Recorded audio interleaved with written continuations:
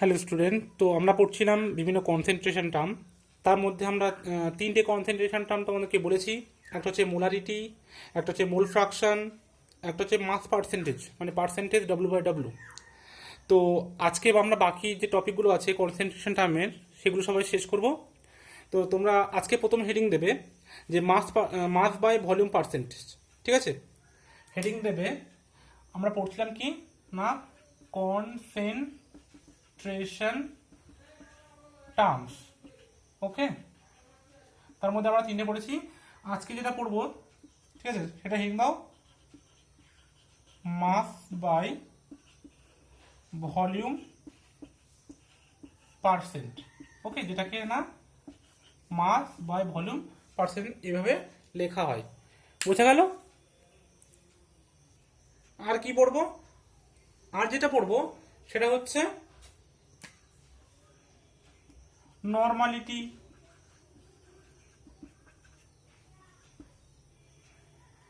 Molality, গ্রাম per litre. ঠিক আছে, এগুলো আমরা কিন্তু পড়বো। তো প্রথমে হেডিং দাও যে মাস বাই ভলিউম পার্সেন্ট। ঠিক আছে, দেখো মাস বাই ভলিউম পার্সেন্টটাকে কিভাবে লেখা হয়, ফর্মুলাটা কি? ফর্মুলাটা হচ্ছে percentage of mass by volume is equal to weight of solute. এটা কিন্তু ইউনিট গ্রাম হবে। ঠিক আছে, পার ভলিউম অফ সলিউশন, এটা কি একক হবে? এটা এমএল এককে। ঠিক আছে, বুঝে গেল? এটা হচ্ছে percentage of mass by volume. যেমন ধরো একটা বলি, সাপোজ ধরো বললো যে 7% মাস বাই ভলিউম বা ওয়েট বাই ভলিউম। তোমাদের কিন্তু আগে বলেছিলাম যে কেমিস্ট্রি ক্ষেত্রে ওয়েট আর মাসের ক্ষেত্রে বেশি ডিফারেন্স হয় না। ঠিক আছে, ওয়েট বাই ভলিউম আর mass by volume solution of suppose KCl aqueous solution. এটার কি বলতে চাইছে? What is the meaning of percentage of 7% of WIV solution KCl aqueous solution? এটার মানে হচ্ছে যে দেখো, আচ্ছা পার্সেন্টেজ মানে কিন্তু এর সাথে একটা 100 গুণ করতে হয়। ঠিক আছে, এখানে কিন্তু 100টা গুণ করা হয়নি, পার্সেন্টেজ বললেই কিন্তু এটা 100 গুণ করবে। এবার দেখো, তার মানে দেখো এখানে আমি আগে বলেছিলাম যে টোটাল যে সলিউশন সেটাকে 100 ml ধরা হয়। এটা বলছে যে in 100 ml solution 7 gram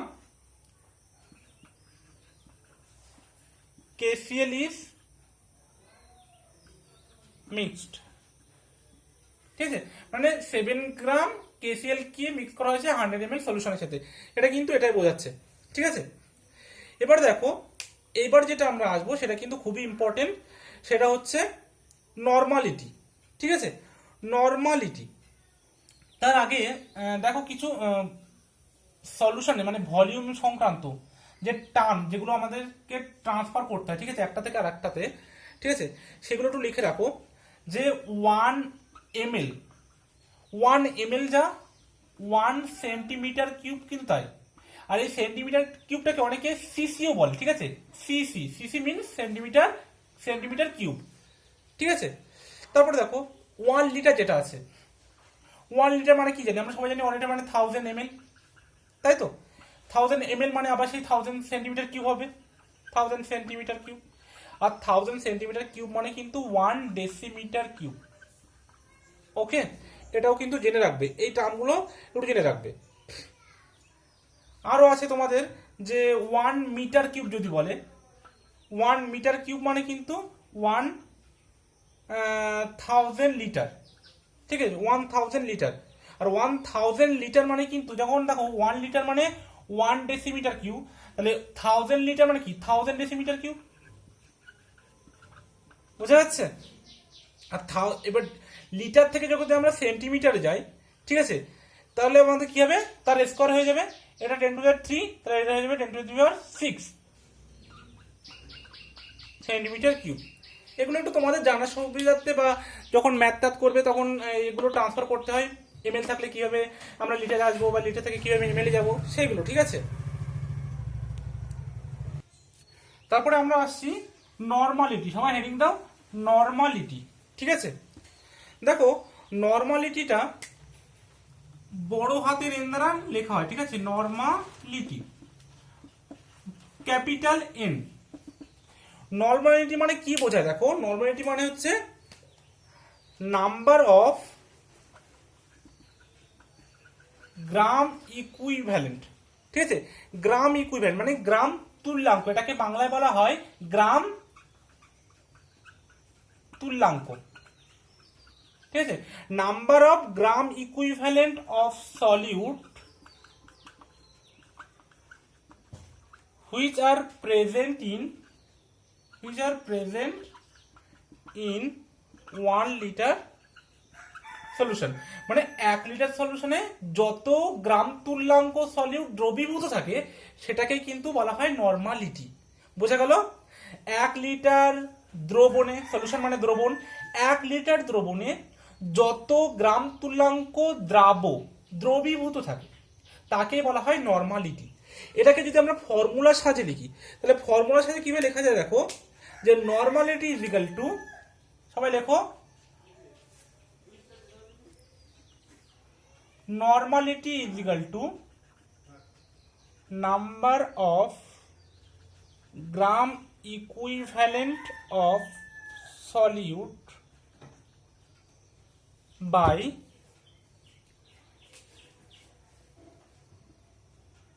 volume of solution. ভলিউমটা কিসে নেব না, লিটারে, ইন লিটার। বোঝা গেল কি? আমরা কিন্তু ভলিউমটা সবসময় লিটারে নেব এখানে। আর কি বললাম তাহলে, এটা হচ্ছে গ্রাম তুল্যাঙ্কর সংখ্যা কার না, দ্রাবের। ঠিক আছে, দ্রাবের গ্রাম তুল্যাঙ্ক সংখ্যা বাই দ্রবণের আয়তন, সেটা কিন্তু লিটারে। দ্রাবের গ্রাম তুল্যাঙ্ক সংখ্যা বাই দ্রবণের আয়তন, সেটা ইউনিট হবে লিটারে। এবারে দেখো আমরা কিন্তু অনেকেই গ্রাম ইকুইভ্যালেন্টটা জানি না। গ্রাম ইকুইভ্যালেন্টটা যদিও পড়াইনি, ওটা দেখো আমি বলে দিই কিভাবে বার করতে হয়। আমি এখানেই বলে দিচ্ছি। ঠিক আছে, গ্রাম তুল্যাঙ্কটাকে বার করতে হয়, বা গ্রাম ইকুইভ্যালেন্ট বা গ্রাম তুল্যাঙ্ক যেটাই বলি আমরা। ঠিক আছে, number of gram equivalent is equal to mass by equivalent mass. ঠিক আছে, mass by equivalent mass. Equivalent মানে তুল্যাঙ্ক ভর। এবার তুল্যাঙ্ক ভরটা আবার কিভাবে বার করা হয়? দেখো তুল্যাঙ্ক ভরটা বার করা হয় equivalent mass is equal to molecular mass by valency factor.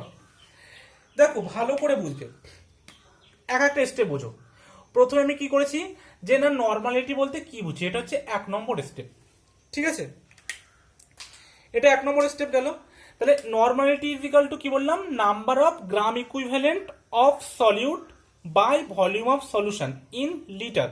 মানে যেটা দ্রাবের গ্রাম তুল্যাঙ্ক সংখ্যা বাই দ্রবণের আয়তন। দ্রবণের আয়তনটা কিসে নেবো আমরা, লিটার এককে, সেটাই কিন্তু হচ্ছে নর্মালিটি। ঠিক আছে, এবার গ্রাম ইকুইভ্যালেন্ট বা গ্রাম তুল্যাঙ্ক এটা তো আমরা জানি না, এটা আমি শেখাইনি বলিওনি। এখান থেকে আমি শেখাবো বলে আলাদা করে শেখাইনি। দেখো গ্রাম তুল্যাঙ্ক যেটা, সেটাকে কিভাবে ইউজ করা হয়, তাহলে এখানে চলে যাচ্ছে 2 নম্বর স্টেপ। গ্রাম তুল্যাঙ্কটা বার করা হয় যে গ্রাম তুল্যাঙ্ক ইজ ইকুয়াল টু যেটা দিয়েছে তার ভর বাই তুল্যাঙ্ক ভর। ঠিক আছে, মাস বাই ইকুইভ্যালেন্ট মাস, ভর বাই তুল্যাঙ্ক ভর। এবার তুল্যাঙ্ক ভরটাকে আবার কিভাবে বার করা হয়, যে মলিকিউলটা দিয়েছে তার মাস বাই ভ্যালেন্সি ফ্যাক্টর। এই ভ্যালেন্সি ফ্যাক্টরটা কেউ জেড বা কেউ এক্স যে কোনো কিছু দিয়ে প্রকাশ করতে পারো। এবার জেডটা কি সেটা দেখো, জেডটা বার করছি, তাহলে আমি কিন্তু ওপরটা মুছলাম। ঠিক আছে, জেডটা বলি, দেখো কি, জেডটা হচ্ছে বার করার বিভিন্ন নিয়ম আছে। ঠিক আছে, দেখো জেড যখন আমাদের অ্যাসিড হবে, জেডটা কিভাবে বার করবো, যদি কোনো অ্যাসিড দিয়ে দেয়। ঠিক আছে, সাপোজ ধরো HCl, তাহলে HCl এর জেডটা কত হবে, যেখানে যত পরিমাণ হাইড্রোজেন। ঠিক আছে, অ্যাসিডের ক্ষেত্রে কি হয়, number of hydrogen given by 1 molecule. ঠিক আছে, মানে আমরা যতগুলো হাইড্রোজেন পাবো একটা মলিকিউল থেকে সেটাই তার জেড। তাহলে HCl এর ক্ষেত্রে যদি আমরা ভাঙি, এটা দেখো কি হবে, H plus plus Cl minus, তাহলে কতগুলো H প্লাস দিল একটা, তাহলে সেক্ষেত্রে HCl এর ক্ষেত্রে, HCl যেহেতু একটা অ্যাসিড, তাহলে এর জেড ইকুয়াল টু হবে 1। বোঝা গেল কি? সাপোজ ধরো H2SO4, HCl বাদ দিয়ে দিল, ধরো H2SO4 দিল, তখন H2SO4টা ভাঙলে আমরা কি পাবো, 2H প্লাস। তাহলে দুটো H প্লাস পাচ্ছি, তাহলে এখানে জেড H2SO4 এর ক্ষেত্রে জেডটা হবে 2। ঠিক আছে, সেম যদি বেস হয়, অ্যাসিড না হয়ে সেটা যদি বেস হয়, তাহলে কি হবে দেখো, বেসের ক্ষেত্রে আমরা অ্যাসিডের ক্ষেত্রে যেমন H প্লাস আয়নটা দেখছি, number of H plus ion, ঠিক আছে, যে কতগুলো H প্লাস দিচ্ছে, ঠিক তেমন বেসের ক্ষেত্রে আমরা কি দেখবো, যে নাম্বার অফ, বেসের ক্ষেত্রে আমরা দেখবো নাম্বার অফ OH মাইনাস, যে কতগুলো OH মাইনাস দিচ্ছে একটা মলিকিউল। সাপোজ ধরো NaOH, NaOH টা তবে ভাঙলে কি হবে, Na plus plus OH minus, সেখান থেকে কিন্তু আমরা একটা OH মাইনাস পাচ্ছি, তাহলে জেড কত হবে NaOH এর ক্ষেত্রে, জেডটা হবে NaOH এর 1। বোঝা গেল? এগুলো কিন্তু এইভাবেই বার করতে হয়। এবার যদি কোনো একটা সল্ট হয়, ঠিক আছে, তাহলে আমি এগুলো কিন্তু মুছলাম। দেখো অ্যাসিড গেল, বেস গেল, যদি এবার কোনো সল্ট হয়, সল্টের ক্ষেত্রে কি হয়, যতগুলো আয়ন পাবো, মানে সেটা হয় ক্যাটায়ন কিংবা অ্যানায়ন, দুটো কিন্তু না, যে কোনো একটা। ধরো NaCl এর ক্ষেত্রে, NaCl এর যেহেতু একটা সল্ট NaCl, তাহলে এখান থেকে যতগুলো ক্যাটায়ন বা যতগুলো অ্যানায়ন, নট মোট ক্যাটায়ন প্লাস অ্যানায়ন, নট, ঠিক আছে, only one anion or cation, Na plus plus Cl minus. তাহলে আমরা যদি ক্যাটায়নটা দেখি, তাহলে একটা, তাহলে এখানে জেড ইকুয়াল টু 1, যে কোনো একটা দেখতে হবে, দুটোই কিন্তু দেখলে হবে না, এটা দুটোই দেখবো না, যে কোনো একটা দেখবো। তাহলে NaCl এর ক্ষেত্রে কিন্তু একটাই পেলাম, ঠিক আছে। ধরো সাপোজ দিল অ্যালুমিনিয়াম সালফেট Al2SO4 3, তাহলে এখান থেকে আমরা যে কোনো একটা আয়ন দেখবো। দেখো তাহলে এখান থেকে আমরা কি পাচ্ছি, ভাঙলে 2Al3 plus plus 3SO4 2 minus. যদি আমরা ক্যাটায়ন দেখি, তাও কিন্তু এখানে 6টা হচ্ছে, তাহলে জেড ইকুয়াল টু 6 হবে। আর 3SO4 মাইনাস মানে 3 দুগুণ 6, ঠিক আছে, তাহলে এখানেও কিন্তু 4 6 আছে 6, যে কোনো আমাকে একটা দেখতে হবে, ঠিক আছে, নেগেটিভ আর পজিটিভ চার্জ, ঠিক আছে, ক্যাটায়ন বা অ্যানায়নের নেগেটিভ অর পজিটিভ চার্জ। সল্টের ক্ষেত্রে কি বললাম, তাহলে সল্টের ক্ষেত্রে হবে total number of positive charge or negative charge, হয় পজিটিভ নইলে নেগেটিভ চার্জ, ঠিক আছে। আয়নের ক্ষেত্রেও সেম হবে। আয়নের ক্ষেত্রে কি হয়, আয়নের ক্ষেত্রে আমরা জানি যেটা যা দেবে, যেমন যদি ফেরিক আয়ন দেয় Fe3 প্লাস, তাহলে তার ক্ষেত্রে হবে 3, ঠিক আছে। আয়নের ক্ষেত্রে যত চার্জ থাকবে বা যতগুলো ইলেকট্রনিক চার্জ থাকবে সেটা হবে, যেমন ফেরিকের ক্ষেত্রে হবে 3 জেডটা, কিন্তু ফেরাসের ক্ষেত্রে জেডটা হবে 2। মানে আয়নের ক্ষেত্রে চার্জ যত থাকবে তার জেড ফ্যাক্টরটা কিন্তু ততগুলোই হবে, ঠিক আছে। এবার দেখো এগুলো গেল কিভাবে জেড ফ্যাক্টরগুলো বার করতে হয়। তাহলে আমরা কি কি বলেছিলাম, দেখো আর একবার বলছি। তাহলে n ইজিক্যাল টু কি, সবাই লেখো দেখি, n ইজিক্যাল টু, তাহলে নর্মালিটি n ইজিক্যাল টু কি বললাম, number of gram equivalent by volume of solution. এটা আবার কিসে না, এটা লিটারে, ঠিক আছে। তাহলে গ্রাম তুল্যাঙ্ক সংখ্যা বাই দ্রবণের আয়তন, এটা কার, এটা কিন্তু সলিউটের, ঠিক আছে, এটা কিন্তু সলিউটের, বোঝা গেল। তাহলে দেখো নাম্বার অফ গ্রাম ইকুইভ্যালেন্ট। এবার দেখো গ্রাম ইকুইভ্যালেন্ট মানে কি, আমরা গ্রাম ইকুইভ্যালেন্ট মানে এক্ষুনি বার করলাম যে মাস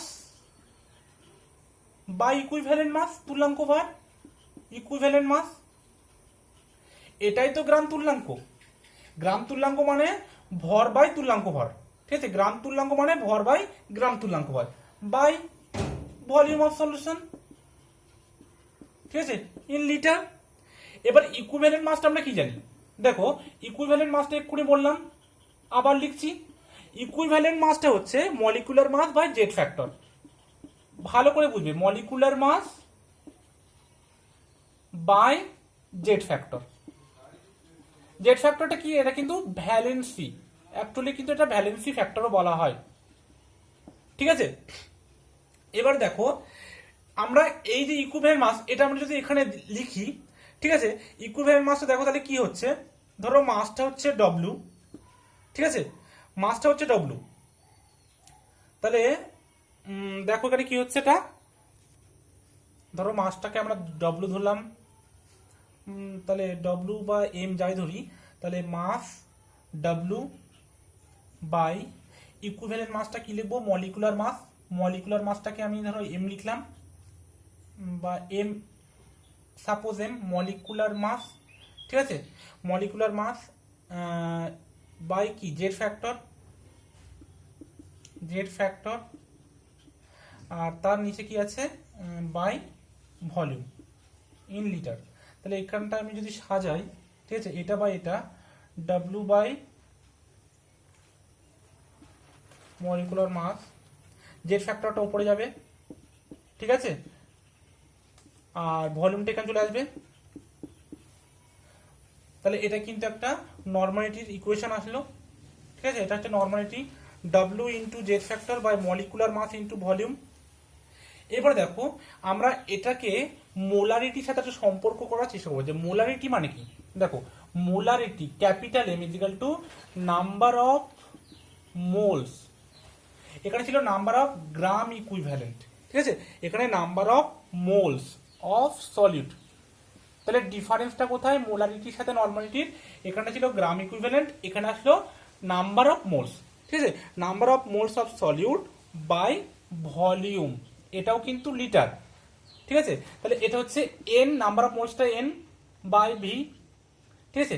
এবার এন বাই ভি, আমি এনটা কি ব্যবহার করতে হয়, এনটা আমরা জানি সেটাও একটা মাস থাকে, given mass by molecular mass, তাই তো, নাম্বার অফ মোলস কি ব্যবহার করতে হয়, given mass by molecular mass, আর এখানে ভলিউমটা তো আছে, ভলিউমটা এখানে নিচে বসে যাবে, যেটা লিটার এককে ছিল এটা, ঠিক আছে। এবার দেখো এটা উপরে চলে যাবে, এটা নিচে আসবে, তাহলে হবে W by molecular mass into volume, ঠিক আছে। তাহলে দেখো এখানটায় কি হলো, এই যে ফ্যাক্টরটা,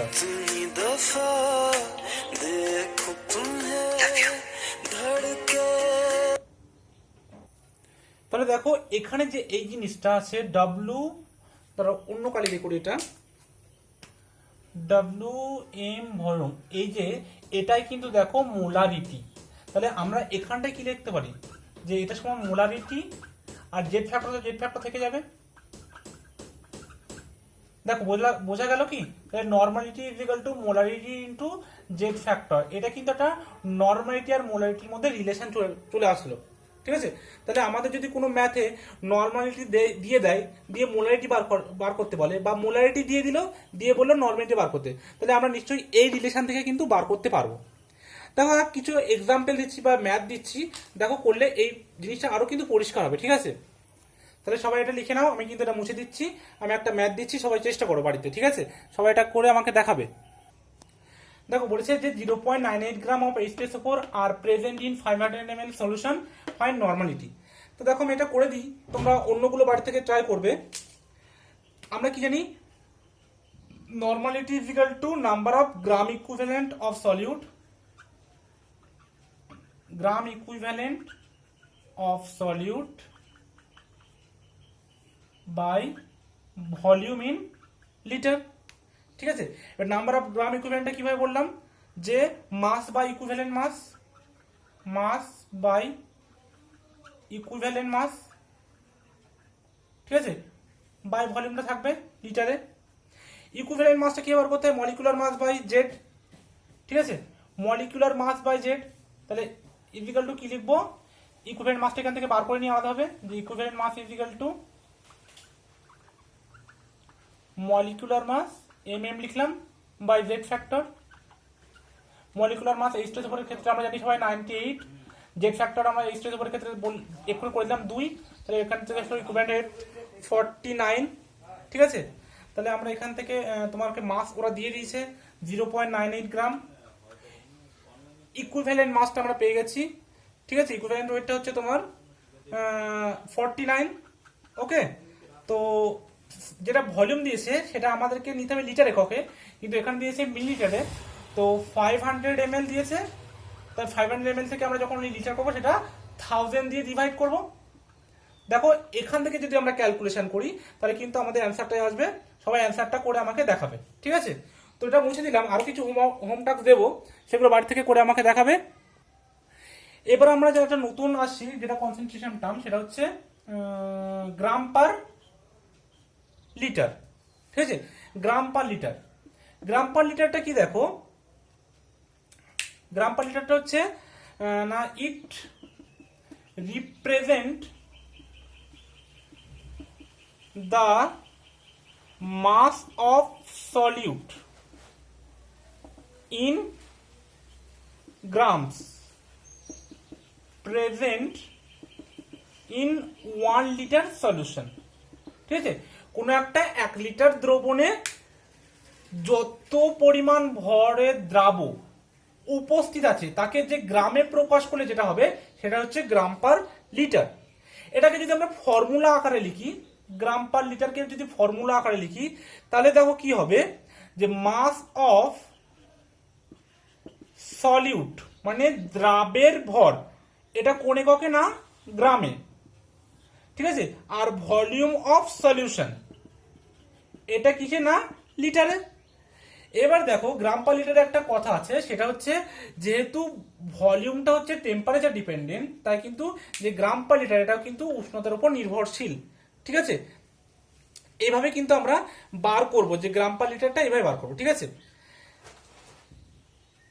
তারপরে আমরা আসছি নেক্সটটা হচ্ছে মোলালিটি, ঠিক আছে? মোলালিটি তোমাদের মেইনলি যেটা আসে সেটা হচ্ছে মোলালিটি। সব থেকে ইম্পর্টেন্ট হচ্ছে নর্মালিটি এবং মোলারিটি, এই দুটো কিন্তু সব সময় আসবে, তোমরা সব সময় পাবে। তো নর্মালিটি আর মোলারিটি খুব ভালো করে পড়বে, ভালো করে দেখবে, নর্মালিটি মোলারিটি থেকে যত অঙ্ক থাকে করবে, তাদের রিলেশনগুলো করবে, আমি যেগুলো যেভাবে স্টেপ ওয়াইজ করেছি সেইভাবে করবে, ঠিক আছে? এবার দেখো আসছি নেক্সট টপিক, এটাও কিন্তু ইম্পর্টেন্ট, সেটা হচ্ছে মোলালিটি। মোলালিটি, ঠিক আছে? আগে ছিল মোলারিটি এবং এটাকে স্মল এম, আর যেটা মোলারিটি আর ছিল সেটা কিন্তু ক্যাপিটাল এম দিয়ে প্রকাশ করছিলাম, ঠিক আছে? মোলালিটিটা কি দেখো, it represent the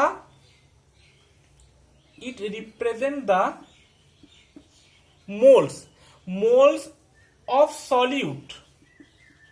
It represents the moles of solute present in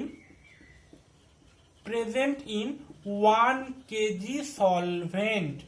এটা কিন্তু খুব মনে রাখতে হবে যে এখানে কিন্তু সলভেন্ট, এতক্ষণ আমরা যা পড়ছিলাম সবই কিন্তু সলিউশনে ছিল, কিন্তু এখানে কিন্তু সলভেন্ট এবং তারও ওয়েটটা হচ্ছে কেজি এককে, কেজি যাই দিক আমাকে সেটা কেজি এককে আনতে হবে। এবার দেখো এটাকে যদি আমরা ফর্মুলা হিসেবে লিখতে চাই তাহলে মোলারিটি ইজ ইকুয়াল টু কি, number of moles of solute, ঠিক আছে? দ্রাবের মোল সংখ্যা বাই মাস অফ সলভেন্ট, ঠিক আছে? এটা কিসে না, কেজিতে, ইন কেজি। তাহলে এটা হচ্ছে দ্রাবের মোল সংখ্যা বাই দ্রাবকের ভর, কিন্তু এককটা কি হবে, কেজি এককে, ঠিক আছে? এবার নাম্বার অফ মোলসটা আমরা কি জানি, নাম্বার অফ মোলসটা বার করা কি হবে, ধরো এটা বার করতে হবে number of moles of solute, ঠিক আছে? সলিউটের নাম্বার অফ মোলস বার করতে গেলে যেটা মাস দেবে, গিভেন মাস সলিউটের, সেটা লাগবে বাই মলিকুলার মাস লাগবে সেই সলিউটের, ঠিক আছে? মলিকুলার মাস, ঠিক আছে? আর মাস অফ সলভেন্ট যেটা আছে সেটা তো থাকবেই। তাহলে এটা আমরা লিখতে পারি কি, M is equal to W by molecular mass, ঠিক আছে? সলভেন্টের মলিকুলার মাস ইনটু যেটা আছে তোমাদের সলিউট, সেটার হচ্ছে সলভেন্ট যেটা দিয়েছে তার ওয়েটটাকে লিখতে হবে কিসে না, কেজি এককে। এটা হচ্ছে মোলালিটির ফর্মুলা, ঠিক আছে? সবাই একবার দেখে নাও, এখান থেকে এটা লিখে দিলাম। সলিউটের ক্ষেত্রে number of moles given mass by molecular mass, আর মাস অফ সলভেন্ট এটা হচ্ছে ডব্লুটা হচ্ছে সলভেন্টের ক্ষেত্রে, ঠিক আছে? এটা হচ্ছে সলভেন্ট দেখাচ্ছে কি, হ্যাঁ দেখাচ্ছে, ঠিক আছে? তাহলে এটা করে দিলাম, এটা হচ্ছে কেজি ইউনিটে, এভাবে কিন্তু করতে হয়। তারপরে দেখো যদি আমরা এর ইউনিটটা দেখি তাহলে এর ইউনিটটা কি হবে, এর ইউনিটটা হচ্ছে মোলস, এটা হচ্ছে কেজি, তাহলে হচ্ছে মোলস পার কেজি, ঠিক আছে। ইউনিটটা হবে মোল পার কেজি, ঠিক আছে।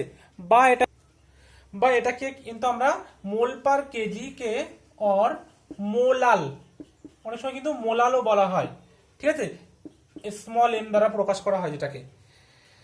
আজকে এ পর্যন্ত থাকলো। আমি বাড়িতে কিছু দিচ্ছি ম্যাথ প্রবলেম, সেগুলো সবাই চেষ্টা করবে। আর এই পর্যন্ত ছিল কনসেন্ট্রেশন টার্মগুলো, এখানে শেষ। আর কিছু টপিক বাকি আছে, সেগুলো নেক্সট ক্লাসে করে দেবো। Thank you.